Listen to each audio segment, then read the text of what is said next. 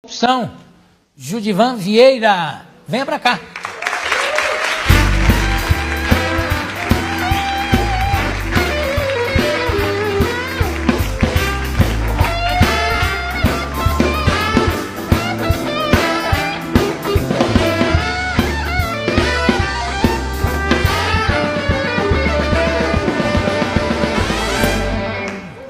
Uou!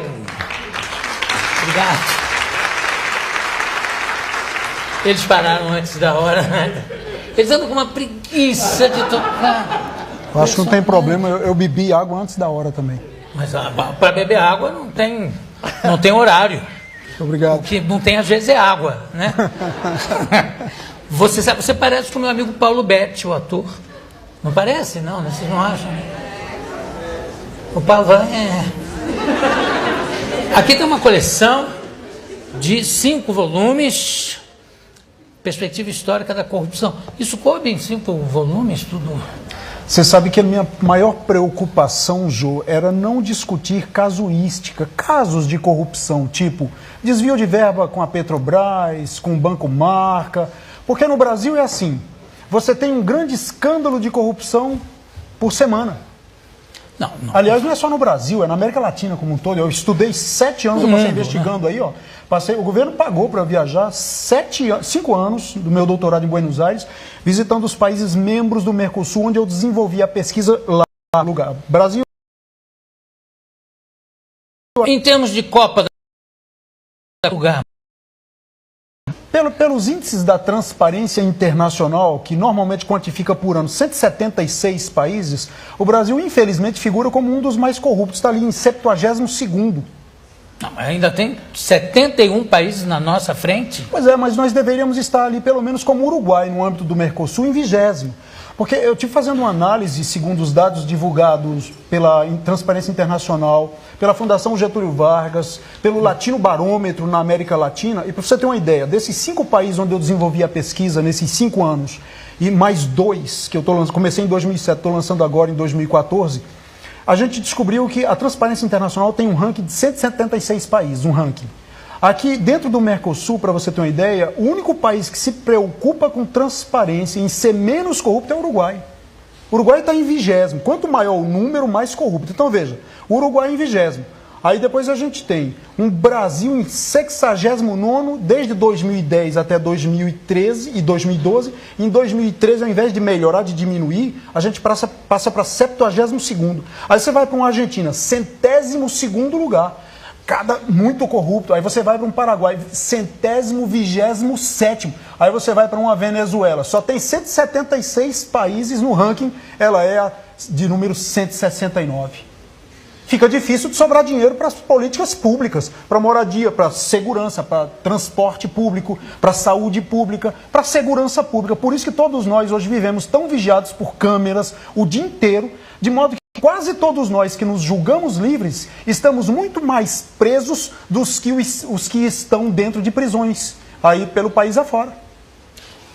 Agora, nessa pesquisa, fala-se também em termos de impunidade? Olha, cara, do mundo, ela nasceu por 2 razões. A primeira é que eu tinha, assim, o meu amor e a minha paixão pelo país. Eu só não conheço 4 capitais brasileiras, só 4. E viajei por muitas cidades brasileiras. Quais são as 4 que você não conhece? Eu não conheço Rio Branco, Roraima, qual a capital? Rio Branco, não conheço Boa Vista, São Luís e Palmas, somente. Eu passei 11 anos na Advocacia Geral da União investigando desvios de funcionários públicos, ou seja, corrupção de funcionário público. A minha esposa está aqui no palco, inclusive ela foi a pessoa que eu montei um escritório pessoal porque eu não conseguia atender a agenda de procurador, professor, escritor, cantor e compositor, não estava conseguindo. Aí montei um escritório e ela cuida. E ela localizou... Ela está aqui? Ela está aqui. Cadê tá ela? ali no ato, logo atrás da Fernanda e do Paulinho. Oi, tudo bom? Tudo bom. Moça bonita, parabéns. Obrigada. E ela é que administra o seu... Ela que cuida do meu escritório pessoal e foi uma das pessoas que mais me ajudou na produção na fase bibliográfica e científica. Então, meu pensamento era, não vou discutir casos de corrupção, porque senão eu escrevo uma obra para ontem, já que a cada 15 dias a gente tem um escândalo que sufoca o anterior. Isso é terrível, mas é engraçado, né? Não adianta escrever, porque amanhã já não teria valor mais. Mas tem uma coisa que é interessante, talvez, de se observar, é o caminho da corrupção através das mudanças políticas. Sem dúvida. As mudanças de governo. Sem dúvida. Olha, cá entre nós, divulgam... Porque todas as promessas de campanha de todos os partidos é a bandeira contra a corrupção, né? Sem dúvida. E é engraçado, quer dizer, muda e a bandeira, coitadinha. Por isso, a bandeira vai ficando cada vez mais rota, né? E a corrupção aumentando. Para você ter uma ideia, eu fiz um levantamento recente no Brasil, porque tem muito presidenciável divulgando aí pelo país afora, que os escândalos de corrupção ganharam visibilidade agora, porque nós estamos num mundo globalizado. Mas isso não é verdadeiro, não. Eu guardei um número, na sequência, 13, 10, 15, 88, 54. 13, 10, 15, 88, 54. Isso é Mega Sena, deixa eu escrever aqui um instantinho. Mas fala, e aí? Na década de 60 nós tivemos 13 grandes casos de corrupção no Brasil. Aí na década de 70 caiu para 10. Na década de 80 subiu para 15. Na década de 90 para 88 grandes casos de corrupção. E só estou te falando aqui, e falando para o público, casos federais. Eu não estou levando em conta os casos que ocorrem nos municípios, nos estados, no Distrito Federal. Para você ter uma ideia. Não caberia. Não caberia. Aliás, nós teríamos que encher o mundo inteiro de livros e não caberia se fôssemos tratar de casos. Para você ter uma ideia, eu fui fazer esse levantamento e acabei percebendo que agora, só de 2000 a 2014, nós já temos 54 grandes casos. Quer dizer, 54 antes do último, da Petrobras. Por isso que não dava para fazer uma coleção sobre casuística. Aí a minha preocupação foi, eu preciso informar ao povo brasileiro, devolver ao povo brasileiro o que o povo brasileiro tem me dado. Olha, o povo brasileiro pagou para eu passar 5 anos pesquisando no Mercosul. O povo brasileiro pagou para eu estudar, porque eu sou filho de pedreiro, Ju, e de uma ex-lavadeira de roupa. Pois conta pra gente, essa sua história eu acho fenomenal. Quer dizer, o seu pai era pedreiro? Papai tem 86 anos, se aposentou há 3. Parou de trabalhar há 3 anos. Ele trabalhou de pedreiro até 83 anos de idade. E outro dia eu fui perguntar para ele, porque ele me levava como servente dele, caminhãozinho de pau de arara, numa cidade dos Recantos do Distrito Federal, para obra, desde os 5 anos de idade. Eu nasci no interior, no mato, no sertão da Paraíba, e ele veio trabalhar na construção em Brasília. E aos 7 anos ele já me dizia, meu filho, você tem que me acompanhar, porque se você carregar um tijolo de um lado para o outro, você pode aprender a ter responsabilidade na vida. 7 anos eu já estava no canteiro de obras. E aí, normalmente eu saía para levar ela pela Asa Sul, saía do entorno do distrito de Brasília, para ela lavar roupa na Asa Sul, onde hoje eu moro. Foi um sonho antigo meu. E minha mãe sempre me dizia, meu filho, meu único sonho na vida é ter um filho alto, barbudo e formado. Aí eu me esforcei tudo que eu podia para me formar e me formei. Eu só não entendi o barbudo. Pois é, eu usei barba 2 anos, eu tenho uma foto, usei barba fechada, minha barba fechada. Aí quando eu me formei e usei barba e cheguei, mamãe, alto não vai dar para ser. Mas você é alto. É relativamente baixo. Baixinho, 1,72 m. Mas como é que você fala que a corrupção nasce no céu, nasceu no céu? Olha, cá entre nós, eu vi um professor muito bom no Brasil dando uma palestra sobre corrupção, que é o professor Roberto Humano da Universidade de Campinas. E ele abriu a palestra dele dizendo, olha, só não existe corrupção no paraíso. E eu me preocupei no livro 1, na perspectiva histórica dessa primeira coleção do mundo sobre corrupção. Aliás, eu preciso interromper o que eu vou dizer. Essa coleção nasceu por muito ciúme, Ju. Além de amar o Brasil e achar que a corrupção impede o desenvolvimento do Brasil, porque nós precisamos deixar de ser uma república de hortifruti granjeiro. Produz alimento, produz fruta e vive a vida inteira. Nós somos a 7ª economia do mundo, mas uma 7ª economia fundamentada em hortifruti granjeiro. A gente produz o ferro no Brasil, exporta e compra o produto manufaturado por 10, 15 vezes mais. Claro. Uma economia assim não se sustenta por muito tempo. E esse país tem gente boa demais, gente inteligente demais, aqui na sua plateia, inclusive. Esse é um país de recursos humanos maravilhosos, de recursos materiais maravilhosos. Agora, o grande problema que nós não estamos percebendo dos nossos governos é que uma economia não se sustenta se ela hoje, nesse mundo globalizado, não tiver um patrimônio imaterial muito grande, que são as ideias. Fomentar a cultura, porque a cultura nasce da ideia. Aliás, os melhores administrativistas do mundo, e eu estou abordando isso na primeira coleção do mundo, que dizem o seguinte, não é o produto que vende que gera riqueza, não é essa bancada sua que gera riqueza, foi a ideia que alguém teve de construir essa bancada. Portanto, esse é um país que precisa privilegiar a ideia. Mas Bom, no século XX, o grande desenvolvimento dos Estados Unidos é porque era o país que deu o maior número de invenções, de inventores, é uma coisa brutal, uma coisa assim de 100, sei lá. E, botando nisso aí, Thomas Edison, enfim, final do século XIX, começo do século XX, 100 invenções importantíssimas. Quer dizer, o quê? Ideia, porque eu acho que o país só desenvolve com cultura e tecnologia de ponta, senão não adianta. Tem um pesquisador alemão maravilhoso chamado Rupert Spitzel, ele diz assim, o maior do desenvolvimento é a corrupção. E no Brasil, a cada dia, me preocupava muito isso, e eu vou falar do ciúme, vou voltar. Tem que voltar lá para o paraíso. Ao ciúme, aí eu vou voltar para o ciúme e para o paraíso. Primeiro, o ciúme é que eu passei 7 anos pesquisando e descobri que nós temos excelentes escritores argentinos, uruguaios, chilenos, mexicanos, espanhóis e alemães. Eu tenho os livros, comprei os livros de todos eles. A minha esposa, eu disse, cuidou dessa bibliografia. São mais de 150 livros para produzir isso aqui. Sobre corrupção. E nós não tínhamos um brasileiro. Eu pensei, é hora de introduzir o Brasil nessa bibliografia mundial. Precisa ter um escritor brasileiro. Mas aí eu pensei, lançar um livro não vai causar muito impacto. Eu preciso lançar uma corrupção explicando ao povo brasileiro, e eu disse que queria devolver a esse povo maravilhoso o dinheiro que tem gastado comigo, esse ex-filho de pedreiro de lavadeira de roupa. Eu pensei, eu vou participar do processo educativo brasileiro, ensinando ao Brasil, ou pelo menos nas palestras que tenho dado no Brasil inteiro, o que é corrupção. 2, quais as causas da corrupção. 3, quais as consequências da corrupção. 4, quais as ferramentas de combate, porque se você identificou o problema, arranja um jeito de apresentar a solução. E, por fim, o perfil do corrupto, segundo Sigmund Freud, Aristóteles e, sobretudo, segundo o pesquisador Luiz de Souza, que é um excelente sociólogo português, que em 2010 fizeram um congresso em Portugal, em Lisboa, e reuniram muitos juristas, muitos juízes e sociólogos e políticos para debater a corrupção. E Luiz de Souza chegou e disse categoricamente, olha, o grande problema da corrupção e o perfil é que o corrupto é o homem simples, é o homo sapiens médios. Portanto, todos nós estamos sujeitos. Só que Luiz de Souza disse assim, o grande problema é que o corruptor é o homo sapiens médios. E aqui eu estou dizendo, não é só o corruptor. É o passivo também, é o indivíduo que se deixa corromper. Porque agora eu vou voltar para a história que você perguntou. Qual foi mesmo a pergunta? Paraíso.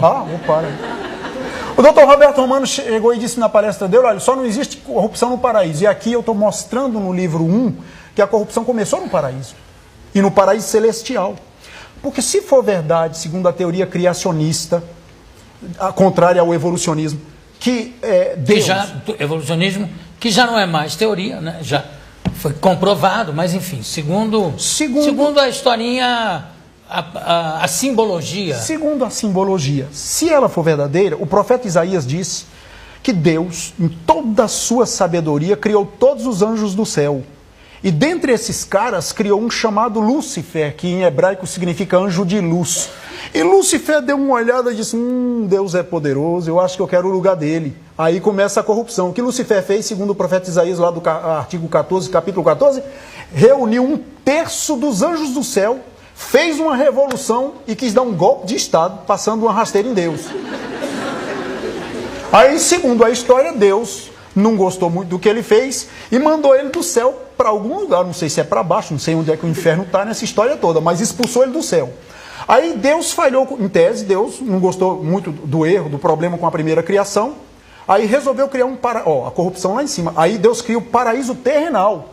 Aí coloca 2 indivíduos lá, coloca o Adão, e Adão muito triste, está lá escrito na historinha que todo dia Deus descia para conversar com ele, Adão, que tristeza é essa, rapaz? Ele disse, falta alguma coisa, aí Deus disse, está faltando uma mulher para esse cara. Criou uma mulher para ele, aí Adão se abriu em sorriso, porque mulher é bom demais, claro. Mas o problema é o seguinte, é que no meio dessa conversinha toda, o cara que foi expulso lá de cima estava ali rodando a coisa, a história toda, e Deus chegou como grande legislador e disse, olha, vocês podem tudo, só não pode comer da árvore que está no conhecimento, a árvore do conhecimento do bem e do mal, que está no centro desse, pode falar palavrão? Pode. Da porra desse jardim aqui. Isso, mas Deus não falou porra desse jardim. O palavrão só foi inventado um pouco depois com a Dercy Gonçalves. Mas ele falou algo semelhante. E aí? Dessa aqui não vão comer. Porra, dessa aí não. Mas não tem jeito, né? Porque o proibido atrai. O proibido atrai. Aí o que aconteceu? Adão foi lá e beliscou a parada. Aí Deus chegou um dia e viu... Foi Eva que trouxe. Pois é. Aí nasce o tal do complexo de Eva, que a psicologia estuda e deu o nome de síndrome da transferência de culpa. Porque Deus chegou para Adão... Deus chegou para Adão e disse, porra, Adão, eu não te falei para não comer, negão, dessa parada aí? Adorei. E aí? Como é que tu vai lá e come? Ele disse, rapaz, não fui eu não, foi a mulher que tu me deu.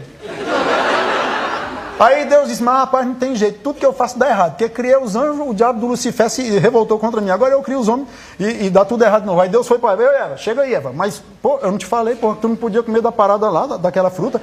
Aí Eva olhou e disse, mas não fui eu não, foi o diabo que tu criou lá em cima, que veio aqui e me tentou.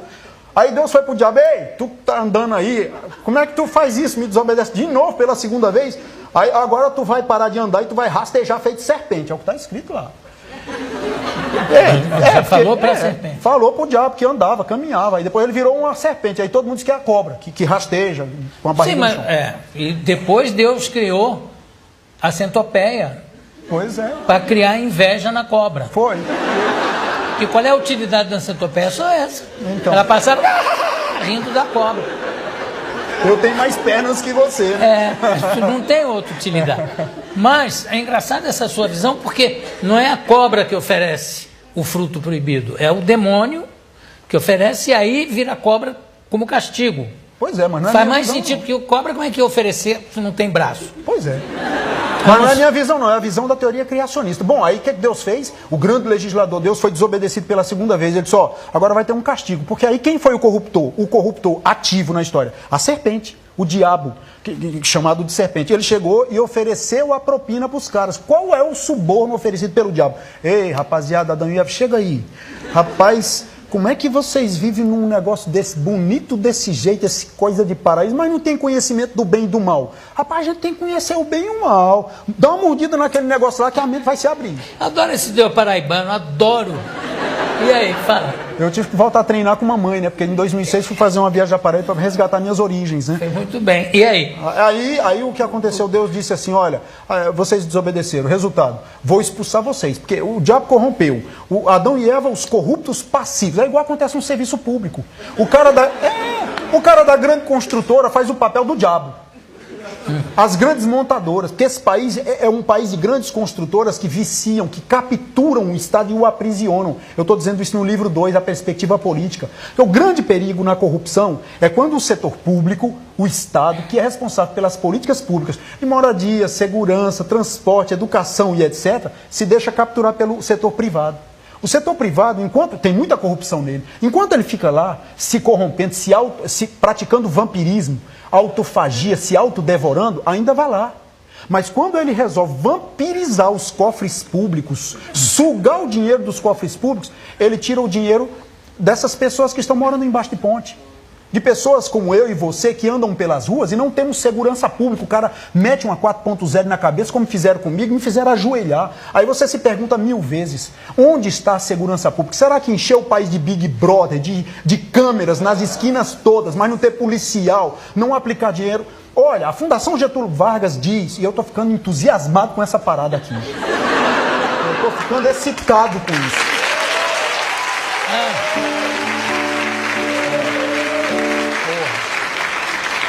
A Fundação Getúlio Vargas diz que por ano, eu fui dar esse dado para umas pessoas, não acreditaram, são 3,5 bilhões de dólares americanos desviados dos cofres públicos.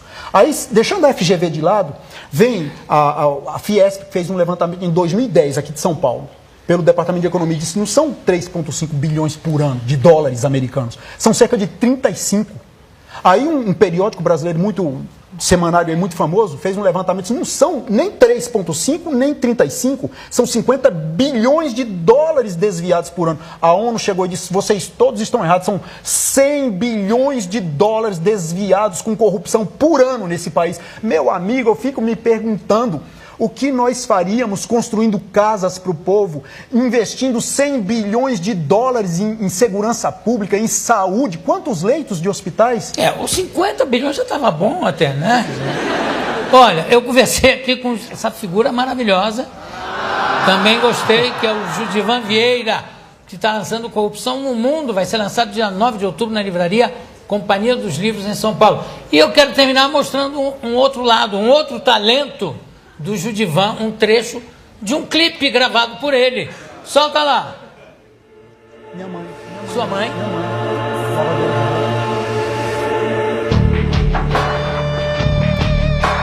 Você é um cara esperto que nasceu lá na Ceilândia e sabia se virar. Uma vez por dia o pau de arara encostava em sua casa e me chamava pra rezar. Acorda, Zé, esse país precisa de você. Sem nasce escravo, o que ele vai fazer? Vê se desperta a madrugada e trabalha antes do sol nascer. Zé se revoltou e no caminho ao sudoeste descobriu uma profissão. Viu um comitê, alguns cartazes, muita gente. De repente ele saltou do caminhão. E eis o Zé: eu quero emprego, o que é que eu vou fazer? No caminhão não tenho o que comer. Quem dispensa logo existe, eu quero é que vá se tratar.